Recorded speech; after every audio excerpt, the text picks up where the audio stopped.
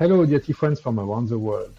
Welcome to the second part of my interview with Stephen Siemens, and CGI artist in California. We just had a wonderful interview. I wish that you will also care to see part one if you have not done so yet. And now we are going on the part two, and we are watching Stephen making some tea, and I will try to see if I can give him some advice on how to improve or what he's done very good. And so let's go ahead and watch Stephen. What are you Thank doing? you. So I'm brewing a High Mountain Oolong. I believe it's the creme de la creme, as you might say. It is the Kinchin from the so Da Yu Ling 104K. So it's like the highest elevation, 2,580 meters. So I figured it was an occasion, so I wanted to go ahead and brew this tea today. I'll just mention, so we sometimes, in visual effects, which is where I work, we sometimes do CGI, but we oftentimes do a lot of invisible effects that you'd never see, a lot of paint out work and stuff like that. So yeah, I work in visual effects and sometimes CGI, but it's not always computer generated imagery that we do. Or I guess that could describe it, but CGI is generally a 3D world stuff, and we work in a lot of 2D, 2.5D, and 3D as well. But yes, glad to be with you, Stefan. Glad to be making tea this afternoon here in California. Which season and which year is this one? Yeah, so it's this year, 2022. This year for several more days or another week, and then it's a new year. Okay. And spring. Spring of 2022. Oh yeah, excuse me. So getting ahead of myself.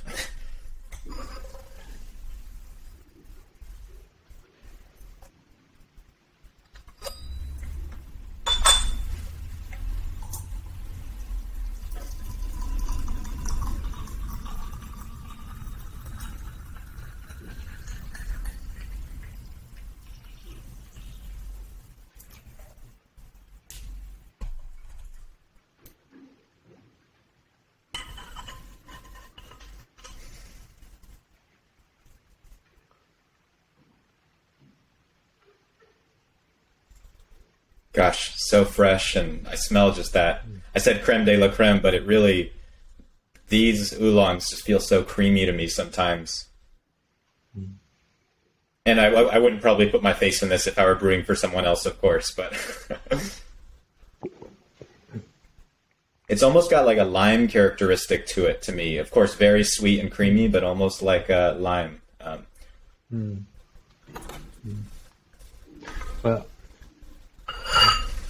Actually, it's possible to smell the leaves. There is what you can explain to your guests to also let them smell the leaves beforehand is when they are smelling them, that they just inhale and that they don't exhale on the leaves, that they put the leaves away when they want to exhale, but that it's actually completely okay if they inhale the smell of the leaves beforehand. This is very nice.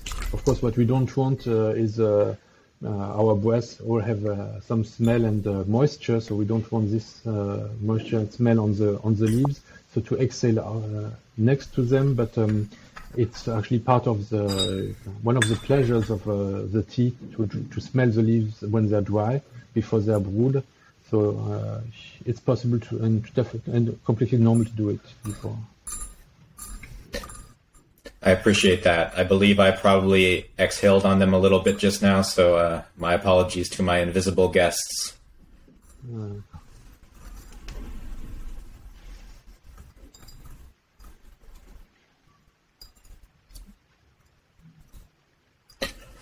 I'm just trying to get a nice even layer on the bottom there.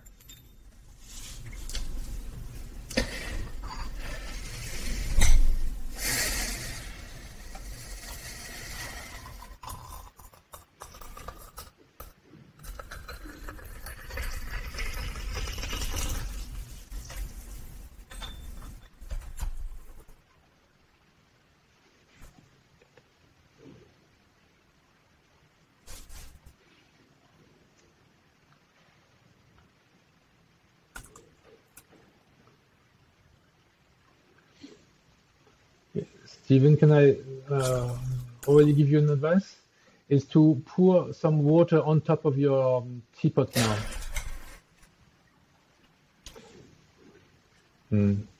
Usually you would do it right away, but anyway, we have a little bit of time, so it's still possible to do it a little bit afterwards.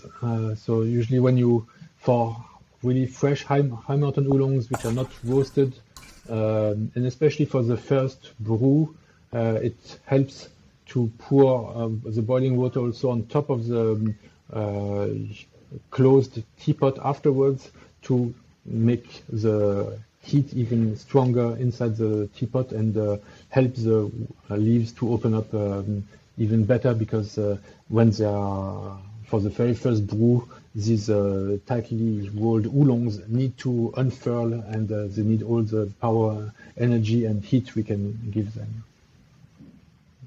I appreciate that. Thank you.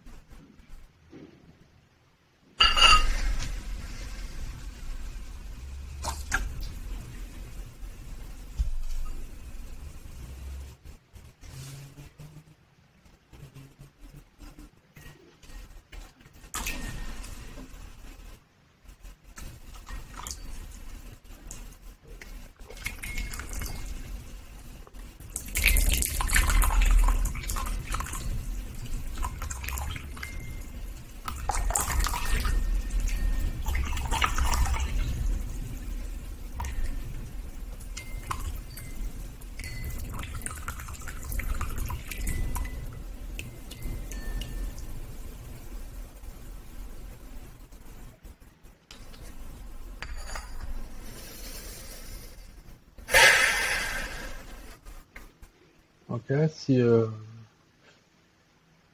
good color in the brew. It definitely has unfurled. Maybe you can have a look inside your teapot to see if the leaves have opened up well or not. They probably should have. Yeah, I could see some that probably could open a little more, but they look pretty nicely opened. Almost even, but some are a little less. And I appreciate. I'll admit that. I mean, we had a quick test call yesterday, and I really took to heart your advice to. What I had done before yesterday is, because I don't want to be too wasteful with water, I would only put a little bit in my teapot to preheat the vessel, just a little bit of water.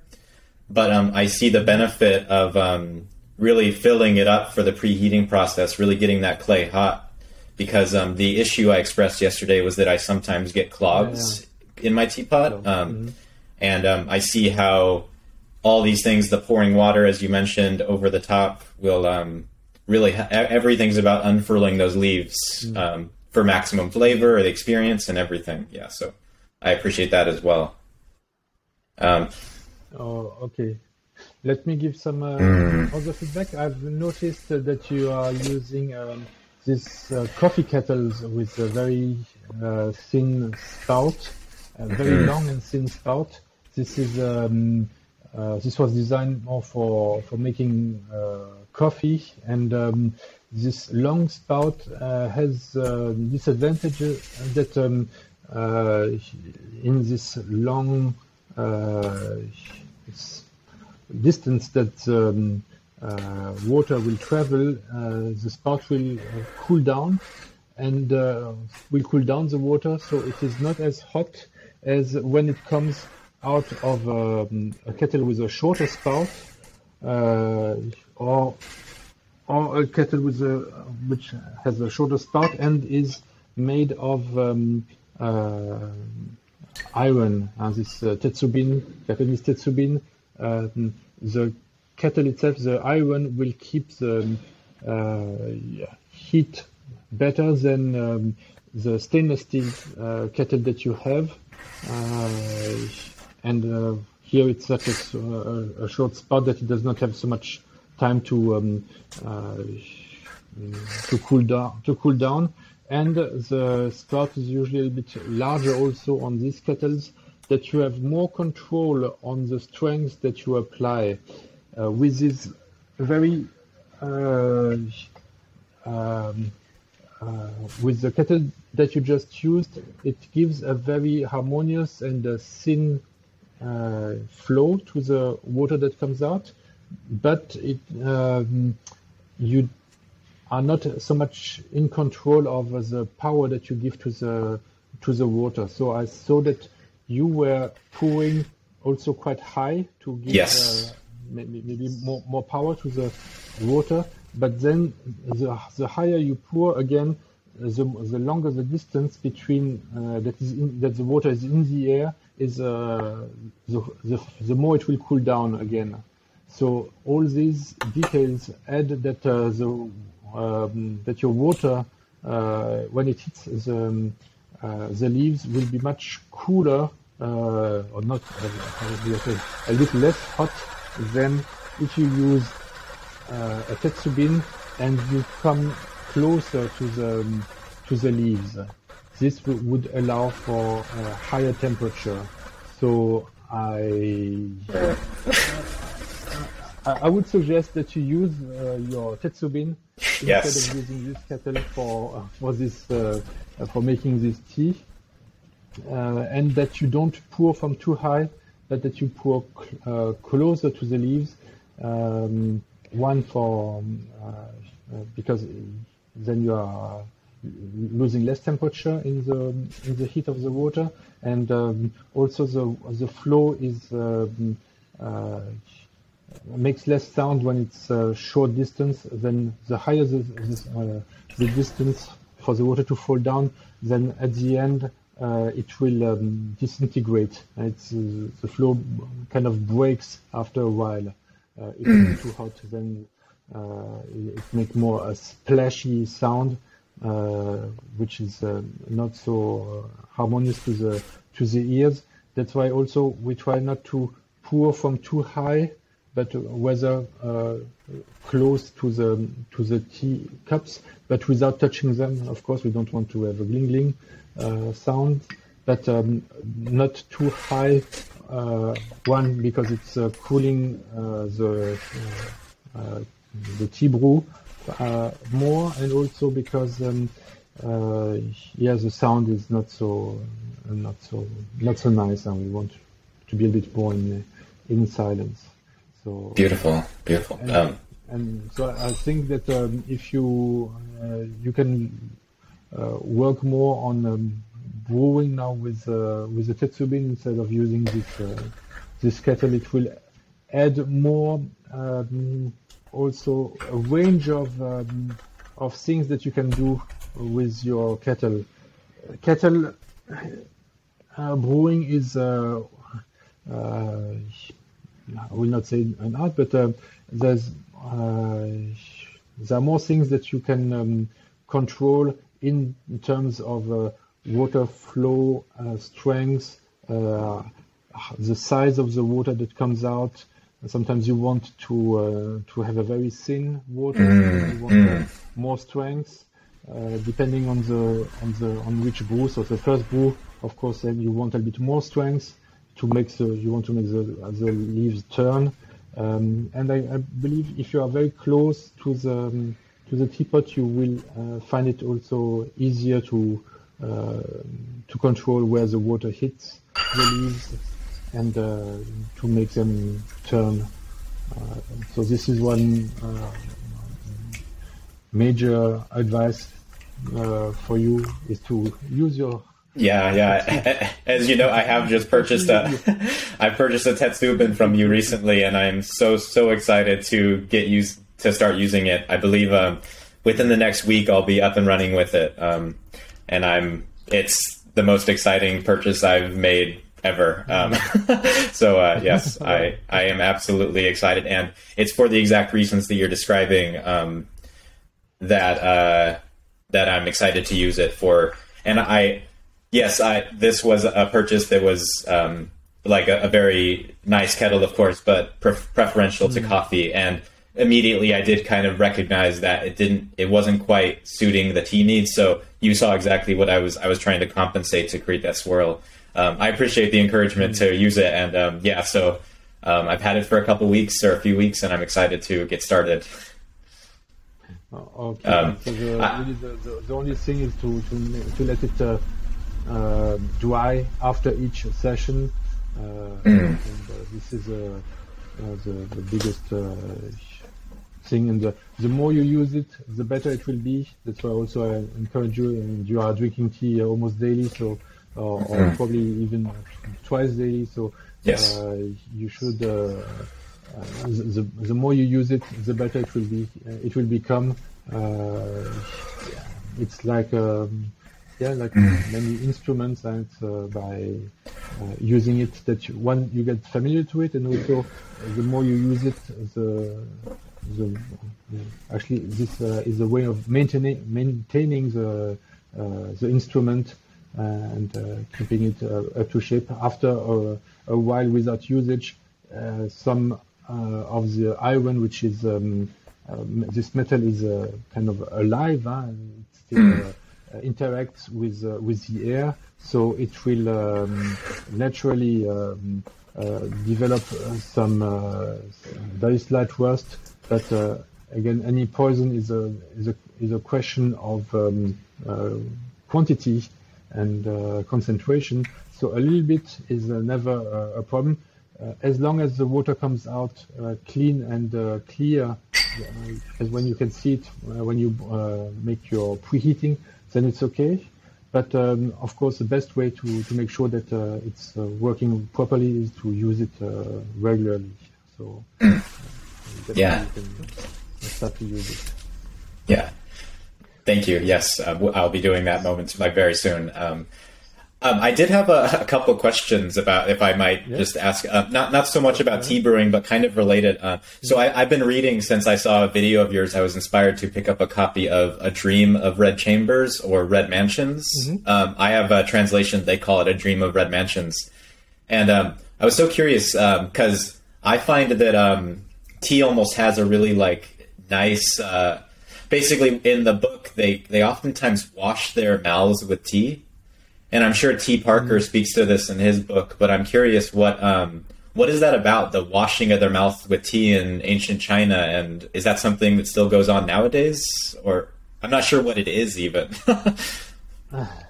Actually, I do remember this. That's strange. We did not really talk about this when we explained the meaning of this. They don't. I don't think it's done anymore. One thing is that this is a very rich family. They have links to the emperor. One of the daughter is the concubine of the emperor. So this is, at least in the beginning of the book, a very rich family. And by having tea all the time, it's also a sign of how wealthy they are. And to be able to use tea just as a mouthwash is also a sign of wow, they are so rich that they don't even drink the tea. They can just use it to rinse their mouth and have a fresh breath thanks to tea. So this is also a sign of how wealthy they are. And what's also funny is that they are drinking tea almost all the time. The 2 pages, let's have a cup of tea. They rarely mention which ones. There are a few mentions of tea in the book, but most of the time it's simply said, we have some tea, so we can see how persuasive or how pervasive tea drinking was in ancient China, in Qing Dynasty. Yeah, I guess I'm thinking of it because this tea, High Mountain Oolong specifically, I really love the mouthfeel, and they almost have an effect on my teeth that feels nutritious, kind of. I could be wrong on that, but my feeling is I just enjoy the mouthfeel, I guess. And so I was thinking of that book, and I also did. I mean, if I could ask one more question, I'm very interested in language, and I'm so fascinated with your ability to do your videos in English, French, and German. And I'm just wondering how did you come to know these languages and be able to trilingual do your videos? It's so impressive. Well, I grew up with both French and German languages. My mother is German, my father is French, and I live on the border, very often traveling to my grandparents in Germany who did not speak any French at all, so I had to speak German with them when my parents would drop me and my sister to for the weekend with them. So I never had to learn German or French. These are both my mother languages. And Wow. then I picked up English quite easily during junior high school. And then I went to the States. I did an MBA in 1993 in Pennsylvania. So from that moment on, having spent 1 year in the US, it was also quite easy to keep the English. And well, maybe I should do my classes also in Chinese. Well, yeah, I was going to say Chinese and Taiwanese. You probably are somewhat versed in. Taiwanese is here's more of a dialect. Oh. The Chinese dialect, if you want. So I don't. This one I don't speak. Mandarin. My Mandarin is okay, but of course not as fluent as French, German, or English. Even though I've spent 26 years in Taiwan, but I try to work more on the international side with. My previous company in Taiwan was Siemens. So yeah. I mean, I'm not related. I share the last name, but no relation that I know of. But otherwise, now with the blog, I'm also trying to more share information with the Western world. So I have a bit fewer opportunities to speak so much Chinese professionally. Gotcha. Yeah. Well, thank you for speaking to that. Yeah. I mean, this tea, by the way, it's so lovely. The first brew really just carries so much energy, and I find that the second and third brews have the most, or at least the way I've done it, they have the most flavor. But there's no doubting how much energy is in that first brew. I mean, it just uplifted me so much. My cheeks almost start to hurt from smiling because it brings my spirits so high. So I thank you for bringing this into my life, Stefan. Thank you, Stephen. Do you have water ready for a second brew? Oh, and excuse me, I actually, while we were talking, I brewed a second time, so this would be my third brew. Oh, okay. I did not even realize that. Yeah, but if I may, I'll brew a third brew, which I'd probably take. Okay. Yeah, I generally brew this probably about 5 times or so, but I know that I can go beyond that if I really wanted to push it and just keep drinking a hot beverage. I'll wait for my water to get up to temperature. Okay. My water is a bit cool. I'll also do mine later. I've been drinking my concubine oolong from Shaninshi, so also high mountain Qingxing, but this one is a high oxidation because it's a little bit cold in Taipei. It's also in the morning, so I feel this tea more suitable for my mornings than a high mountain oolong. I would drink a high mountain oolong in the summer, in the morning, even sometimes before breakfast. But now in December, I find concubine oolong more suitable, more warming, and the sweet and the fruity notes also go better with kind of pastry I just had for my breakfast. I think we have a time. I mentioned that for this winter season, I'm going to do classes based on high oxidation oolongs and red teas starting next week or the week after in January. So if people are interested in these high oxidation or red teas, they can join the class starting in January, probably 2 months class. Yeah, I'll commence this the third brew on my side.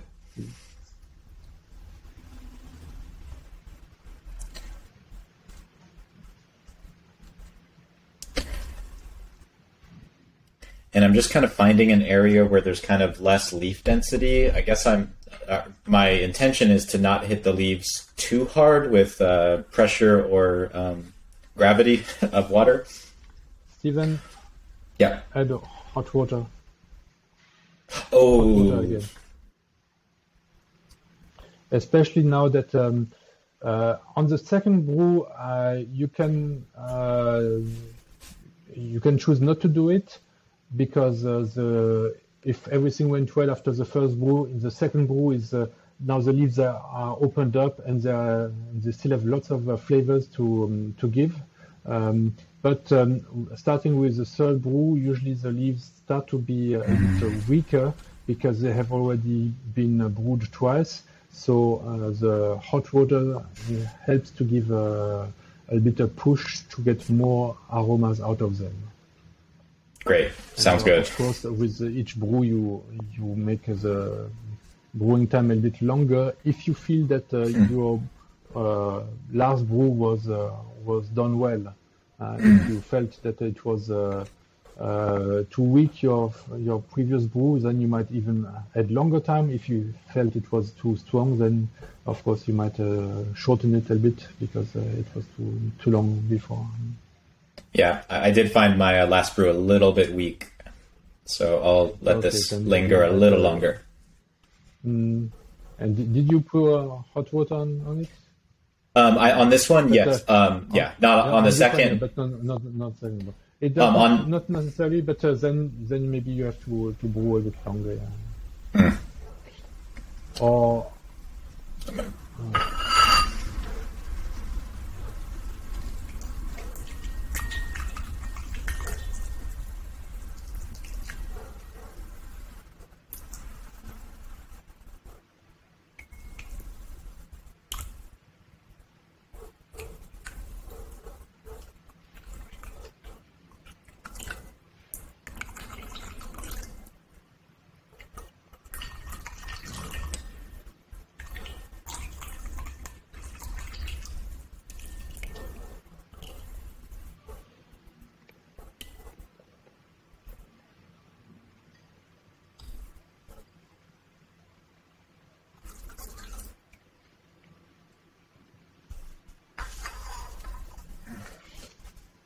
Okay. Now, when you are pouring at the end, what you can do is you can open up a bit the lid with your finger. Wow! And then this will help. There will be some water, some air coming in from the opening of the lid, and this helps to get the more tea easier out of the tea pot. This time it was a bit better than the first time. I noticed in the first time there was a bit too much of this strong gesture. It's we don't want to be to do these movements that are too strong. Let's keep a bit more slow down. Otherwise, there's a risk of misplacing the teapot or letting it fall. But also it looks a bit too too strong, too manly. You could bring a bit more elegance to the thing. I also don't want to shake up the leaves, of course. I don't want to move the leaves around the pot myself. So yes. Another thing, avoid doing the sound of for the water. You doing this. I recommend more that you can have you have a chabu, so in theory you can put it directly on the chabu, or you can have a little piece of cloth next to your plate and put the rest it 2 seconds. It will absorb the water, and this will not make this sound. Some people are allergic to this kind of sound. It's like a chalkboard, the quay on the chalkboard. For some people, this is the ultimate sound that will not make them comfortable, and that you want people to be comfortable during the tea session and not just feeling like they are back at school and the professor says, Yeah, copy that. I understand, and thank you. That's great advice. Okay, so really, that's also why we have this chabu, so that the sounds are absorbed. And when you put the tea cup on the chabu, it doesn't make sound. If you put it on porcelain, it will make a little sound. So also the idea is to be to create a more quiet experience, more favorable for relaxation, and try to really make it as quiet as possible. I appreciate that. Yeah, that's great advice. I really appreciate understanding the purpose of the hot water and where to use it, maybe in the first, and feeling out the second and third brew, definitely. So, yeah, that's such fantastic advice. Thank you, Stefan. Okay, thank you very much, Stephen, for joining me for this interview and also showing us how you brew your tea and your willingness to share this with us and give me the opportunity to give you some improvement advice. And I hope that this was also useful for the listeners and viewers out there. Thank you very much for your interest. Give me a thumbs up on this video and subscribe the channel. And I say Merry Christmas to you, Happy New Year, and see you again next year for continuation of these TeaMasters classes. Thank you. Thank you, Stephen. Thank you, Stefan. Awesome. Honored to be here. Thank you. Honored to have shared the call with you.